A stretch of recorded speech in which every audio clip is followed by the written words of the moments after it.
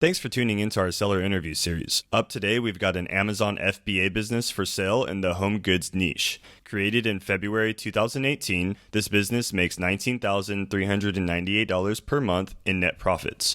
And listing number for this site is 46508. Now, we do these interviews to give potential buyers more information about both the seller and the sites they're looking to purchase. We hope these insights are helpful for you in making a buying decision. Now, we've got the seller with us today to go through the business and cover everything from niche selection to traffic and monetization. So thanks for coming on today, Brad. Hey, thanks for having me.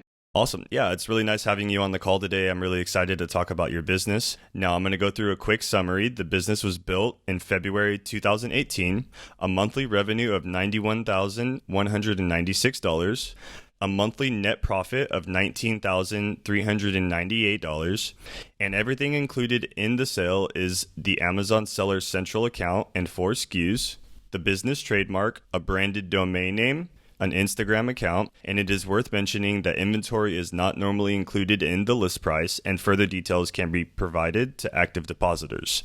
So, Brad, can you tell me a little bit about your background in building and running online businesses? Yeah, sure. So I started out about 10 years ago. I started out with Google SEO. I was a big SEOer, kind of graduated to SEO and e-commerce. So I ran a couple online stores on my own website, and I'd sold those and kind of graduated, and I was looking for a different traffic source. Google SEO can be a little bit troublesome at times. So I decided to move to a more pay-per-click. So I moved to Facebook ads with a Shopify store. I ran that for a few years and then wanted something really stable. I knew Amazon was a very stable business model, so I switched over to Amazon FBA the last 2 years. And yeah, that's what I've been doing the last 10 years or so. Okay.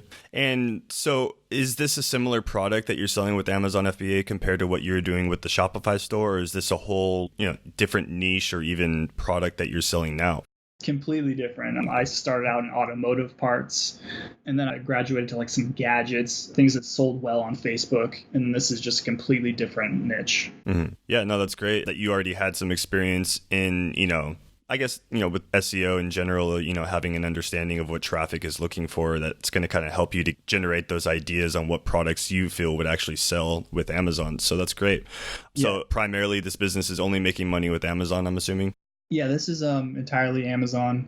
There's definitely an opportunity to start an online store, but I've just been hyper focused on optimizing the Amazon side that I never actually got around to starting a Shopify store or anything like that.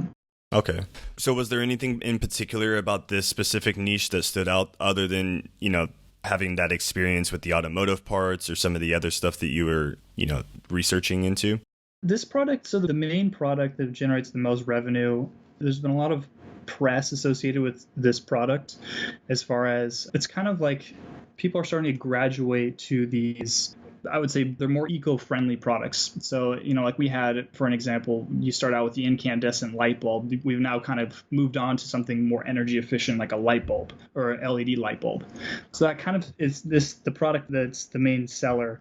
It's kind of the same thing. There's been a lot of press associated with it, a lot more awareness, and there's a lot more people that are interested in buying this product recently. So I kind of saw this as an opportunity, as I knew this is going to be an expanding market. And over the last 2 years, it's just been steadily growing. So yeah, that was the main thing that kind of I saw the opportunity of that this is going to be a very in-demand product in the next, 5 to 10 years. So that's kind of why I jumped into it. Okay. That's great. So why is it at this point in time you're deciding to sell the business if it's doing so great? Yeah, and see, that's one of the questions that I've gotten. And the only reason, and I have no problem just keeping the business if I don't end up getting the price that I want. But I have an opportunity with an apartment complex that's going to be for sale in the next 60 days. And I've seen this apartment complex for 2 years. It's in this great part of town that's up and coming, and it's going to be a really big opportunity. I'd love to be able to get involved with that project. So that's literally the only reason why. I really don't want to sell it, to be honest. I think that it has so much more growth potential, but it's this other opportunity it's hard to pass up. Yeah, no, I completely understand. And you see something that you really desperately need the actual capital for, the it's great that you can have this asset, that right at the perfect time and you can get something, going in the future with other investments. So was there anything that you learned specifically while running this business? This has definitely been a learning experience as far as learning about Amazon specifically. It's such a massive market. Obviously Amazon's huge, but I didn't really realize the potential that Amazon has. And it's a really consistent, solid growth that you just don't really see, that I haven't seen with, starting my own store or things like that with Google SEO. It's just, yeah, I've just been really impressed with Amazon as a whole. Mm-hmm. Now, are you looking to use these things that you've learned with Amazon in future businesses down the road, or is this something that you're trying to maybe focus more on just the real estate investment? I think in the future, I will definitely start another Amazon business. Again, it's a great platform and there's a lot of opportunity on there. I foresee myself probably getting back into Amazon at some point in the future. Absolutely. Mm-hmm. No, that's great. Now, with this business, was there anything that you might have tried that didn't give you the ROI you were hoping to gain? There's some other products that I tried that they just didn't really catch on like this main product did. There's definitely a learning curve with knowing what sells. You just don't really know the data behind certain products. And, once you actually achieve those organic lists or the organic rankings on Amazon, it doesn't necessarily equate to sales. So, I ranked well for previous products, but they just didn't really sell that well. So that's something that I learned, is that you just don't really know until you actually, full-fledged into a product. And this is a perfect example. I really didn't expect it to have this much demand, but it's kind of exploded. So yeah, that has been interesting for sure. Nice. So now, does a majority of your traffic come from the organic search, or I know you've been doing a lot of PPC as well, correct? So I use pay-per-click strictly for launching products. I don't actually generate, it's like the large majority of my sales come from the organic search. Okay. So you'll only do the PPC for like a product launch, and then after that, everything is coming in organically? Yeah, absolutely. Okay. And sometimes I'll turn them back on if I want to kind of experiment. I want to see where the price of the clicks are to make it make sense. But I just haven't been able to make it make sense for these products. It's just, there's not, the cost per click is just, it's going through the roof. So I've definitely just kind of focused on that organic, consistent income versus trying to, beat out a bunch of people with pay-per-click pricing and things like that. Okay. Now, can you describe the process of how you're getting all of this inventory to Amazon? Yeah, so the manufacturer I'm working with, I've worked with them about 2 years now, and we've kind of grown to the point where I'm able to just order the inventory from the factory in China, and they actually ship it directly to the Amazon warehouses via air freight. And this is another area where you can absolutely increase your margin if you were to do something, order a large quantity and ship it sea freight. But for right now, just for simplicity and speed, I've stuck to the air freight, but they do the entire DDP directly to the Amazon warehouse. I don't touch it. I don't use a freight forwarder. I've gotten to the point now where the quality is so good with the product, and I have not had issues in a long time with this manufacturer. Kind of developed that trust that, they just ship it directly to Amazon. It's really hands off. It's great. Okay. So if a majority of the logistics are handled through, supplier direct to Amazon, what are some of the, tasks or some of the maintenance that you're performing on the business now? The thing is this product is relatively low. There isn't a lot of customer support associated with this product, which is really good. Coming from an automotive parts background, having to explain how to install certain parts, or they break things while they install them, things like that. This product is such an easy product. I have minimal customer support, minimal customer messages. The only time I probably average maybe one message per week from customers, and it's usually just they're just asking about details about the product. I have pretty much zero customer support, and the majority of my time is spent working with the logistics of placing an order, making sure I have enough inventory, checking statistics, checking my organic ranks. It's such a minimal amount of time spent per week on this business. So okay, that's really great to hear. I mean, that's one thing I've noticed with a lot of these Amazon FBA businesses is they do tend to get themselves running on their own after you set up the initial products and do, sort of the product launch from the beginning. So that's really great. Now, say hypothetically, if you were to keep this business, or if you do end up keeping this business, Brad, what are some of the ways you would try and grow it? The first is definitely working on increasing the margin. Like I said, shipping at sea freight that'd be a huge increase in the margin. I would definitely want to build out a Shopify store, start promoting with Facebook ads, things like that. Maybe start an Instagram account. This definitely has an emotional component to the product, as far as the customers are excited about this product. They like telling their friends about this product. So it would be a great opportunity to get on some kind of social media and kind of let it just grow by itself. So there's definitely opportunity with those things. And I guess I'd probably say those are the main things that I would focus on. Okay. Yeah, I think yeah. Okay, great.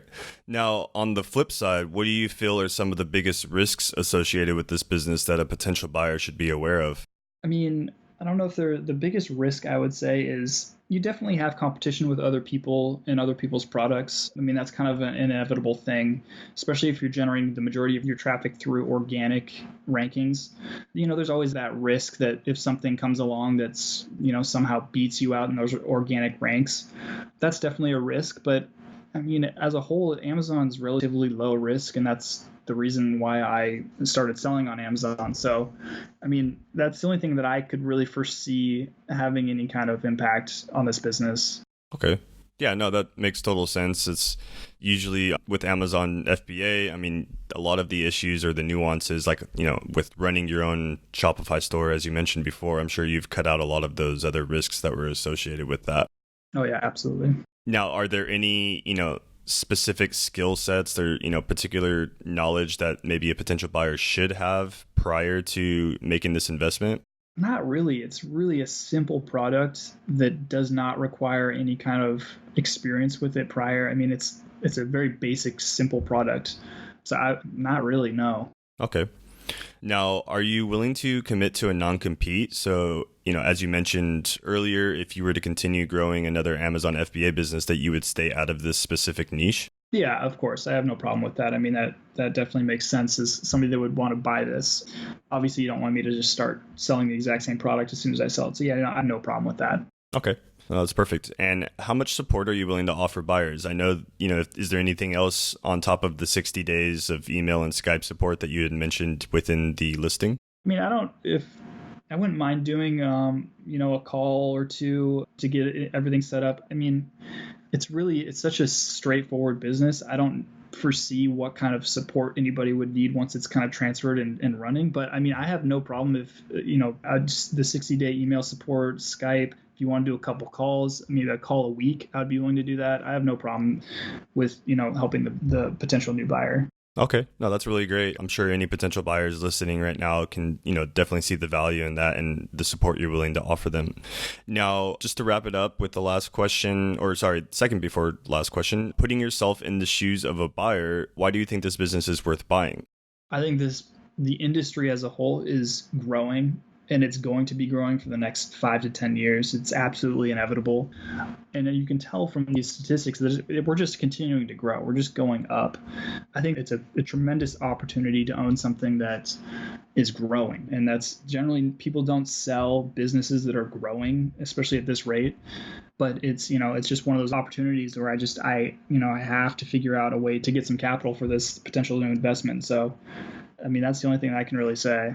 Okay. No, that's perfect. So just last question, anything else you'd like to share, Brad, that maybe I might have missed within this interview? I don't think so. I don't think I have anything else. Okay. Perfect. Well, I do really appreciate you coming on the call with me today, Brad. It's really great seeing this business that you've built from, the ground up and seeing its progression and, the metrics are there. I mean, this, like you had mentioned, this business is definitely growing and it has a lot more room to grow as well. So I look forward to seeing the future for you, Brad, and, hope everything works out with your, future endeavors. Cool, man. Thanks. Appreciate it. Thanks, Brad. Thanks for coming on. Have a good day. You too. Bye-bye.